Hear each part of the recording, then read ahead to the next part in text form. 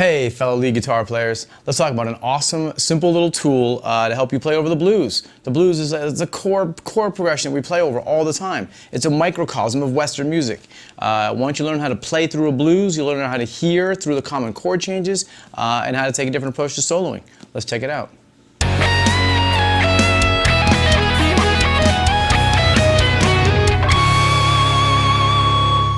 Hey folks, I want to show you a simple idea today using the second pattern of the pentatonic scale. If we look at that shape, it starts, let's say if we do it right here on the 5th fret, it's the second to pinky. You can just follow the diagram as we go across. That's the one that's directly connected to pattern 1 right behind it here. If pattern 1 is here on the 2nd fret to the 5th fret, that would be either for F sharp minor or blues scales or for A major. In this case, we're going to think of it like A major. So if we're playing a blues, let's assume our blues is in the key of A. And we have 3 chords. We'll have an A, a D, and an E. That's the 1, 4, 5. If you're thinking musically, we always have to think musically as well as a guitar player. So as a musician, the key of A, there's 3 chords, the 1, the 4, and the 5. That means A is number 1, B, C, D is number 4, and E is number 5. And there's a special 12-bar blues form. We'll take a look at another lesson in more detail about the form of a 12-bar blues. When we navigate pattern 2, it's an extension of pattern 1, and it will start here on the 5th fret. And this will begin for A major.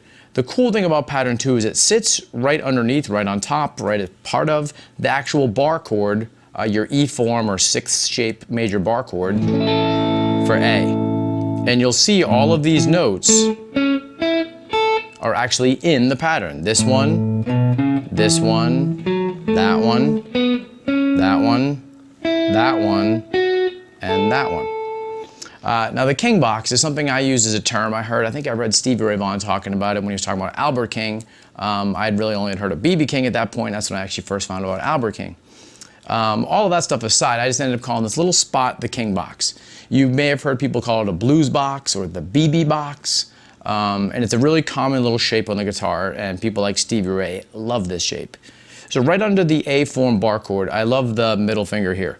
Not because we use it for a bunch of things, but it ties together the chord form of this A with this little spot that we're calling the King box. It's really the upper 3 strings of pattern 2.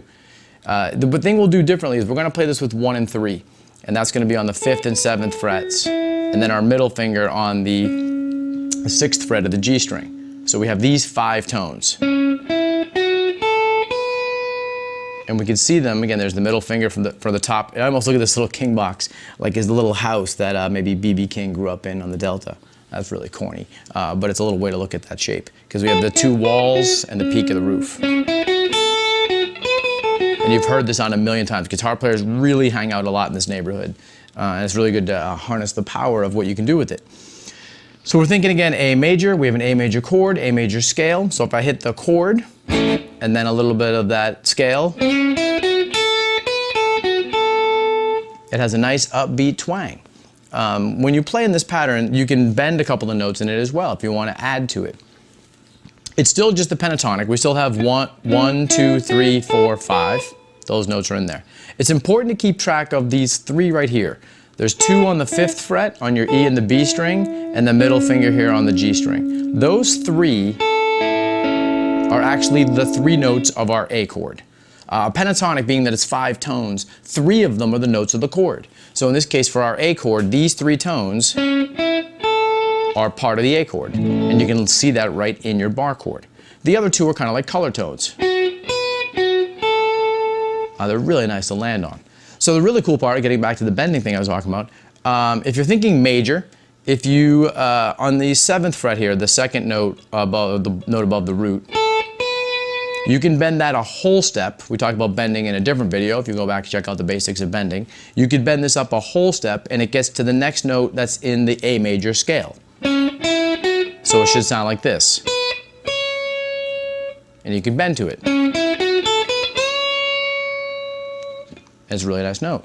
The cool part is there's a blue note right in between that. So if you just do a half step above that note, you get a note that's actually coming from the minor pentatonic. We talked about the blues scale and what that is, and when it's the minor pentatonic over a major chord. And you can actually see pattern 1 starting to appear from that new note we're going to bend to. So here's the 2 original notes from the A major pentatonic. And then I could bend up a half step. And you hear it actually as a real blue note. So if I hit the A major chord, real sassy kind of sound. I could bend it a whole step again. I'm just going to the note on the B string with my 3rd finger. That's a really common color of the major pentatonic. It's that real nice, sweet. Then I can bend to either the blue note or the major note.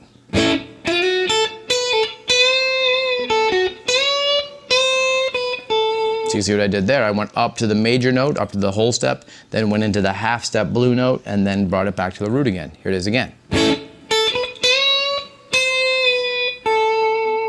Love that sound, it's so cool. Really nice part about this is you move this with the chord changes. So one of the ways we'll talk about playing a blues is just playing the minor pentatonic over the whole blues. So when you're presented with an A blues, again with the 3 chords, A, D, and E, often they're made into, they are 7th chords, you would play an A minor pentatonic, which is like an A blues scale. And you can use that scale for the whole, all 3 chords for the whole 12-bar blues. But there's another side to playing the blues, excuse me, that I didn't know. And I used to love the sound of it, and I couldn't tap into it. I didn't know how people did it. And I had to learn it musically first to understand what was happening. And it's called playing the changes. And that's when a musician, doesn't have to be a guitar player, changes their scales or their ideas, their notes particularly, to directly address the chord of the moment they're playing. Not just this global key of A sound in a blues, but when you go to the D chord, you move your sounds to notes that work with the D chord. Luckily, as a guitar player, we can think like a bar chord and slide this whole idea. On other instruments, you would have to learn how each key to play the same ideas in different ways, which is really tough to do. But on the guitar, we can get away with a lot of easy stuff when we know how to capitalize on that. So like I mentioned earlier, that the A form bar chord gave me home to pattern 2, this king box. Right under my hand, it will follow suit that it will do for all 12 major chords. So if we go up to D, up on the 10th fret, here it is, my middle finger right here. And there's that color for D. 2 frets higher is the 5 chord, the E chord on the 12th fret, and there's the middle finger tying it in again. So I could hit all 3 chords and line those up, and they sound really cool. So let's check it out just for a brief second. Here's A, D, E. Back to A. So now let's pull up one of the backing tracks from the Lead Guitar Workshop YouTube page. There's a lot of backing tracks and there's a lot of blues tracks as well. So let's take a look at one of the slow blues in A and let's work with it. Let's check it out. All right, everybody. So I'm back here. I got my laptop. I just wanted to. We're going to fire up the backing track for this A blues. So let's check it out for a second. We'll see the chords on the screen, and the chords light up as they go by. So that helps you play the changes. So here's the chords starting. Ready? So here's your A chord. So that's the 1 chord in the key of A. There's the 2nd bar. See how it lights up? So here's your 3rd bar of A. And then we're going to go to D. So we're going to move our idea from the A chord up to our D chord. They'll be up here on the 10th fret. So that's where we're going to navigate our pattern 2 king box. That's going to head back to the A, back to the 1 chord again. So you can see it lines up with you. Back to the A chord again. And now the last 4 bars, some people call like the turnaround. So that's up to the 5 chord, the E. Some blues forms change a little bit. Here's the D, 3, 4, back to the A, 2. All right, so this time around, I'm going to start playing a little simple king box lick on the A. Here, check it out.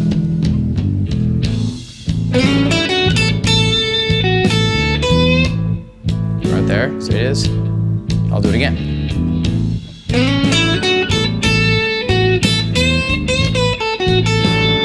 Now I'm going to move it to the D.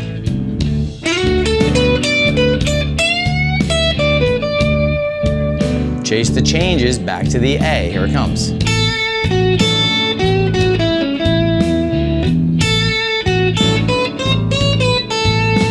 Here's the E,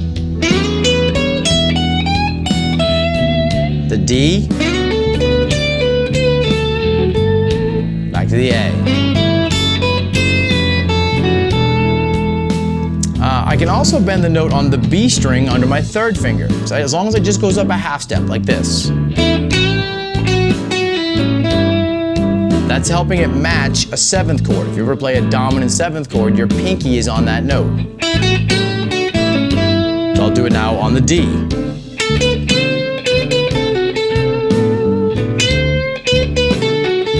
I'll go back to the A. Same thing, on the B string, just bending the top note of the king box a half step. Helps match the chord changes. Here it is over E, over the D, back to the A.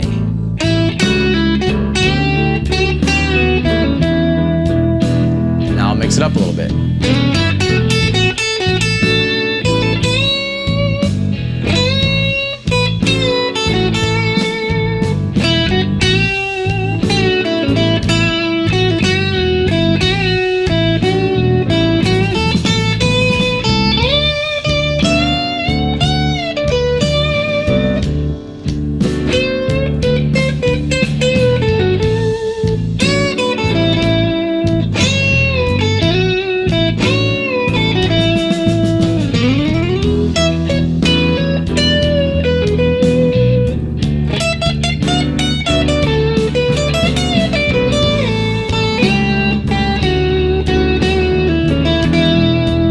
You can do like a unison bend into the root note. That's from that note you bent into. That note right there. I can bend that one now up a whole step.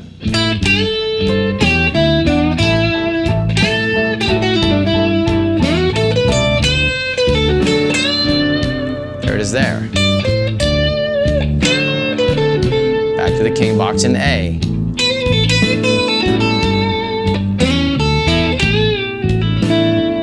Over the E, let's do it one more time.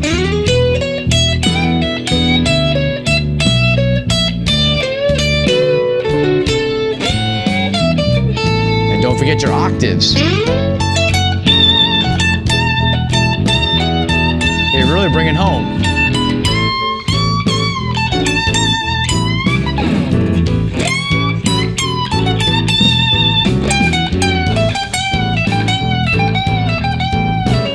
All the king box in A. I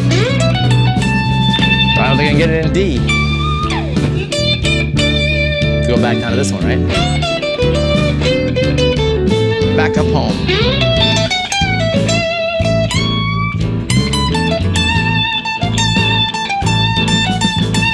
E.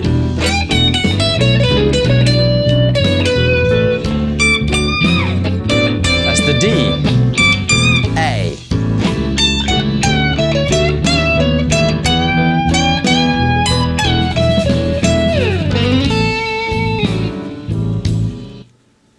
Well, I hope that helped.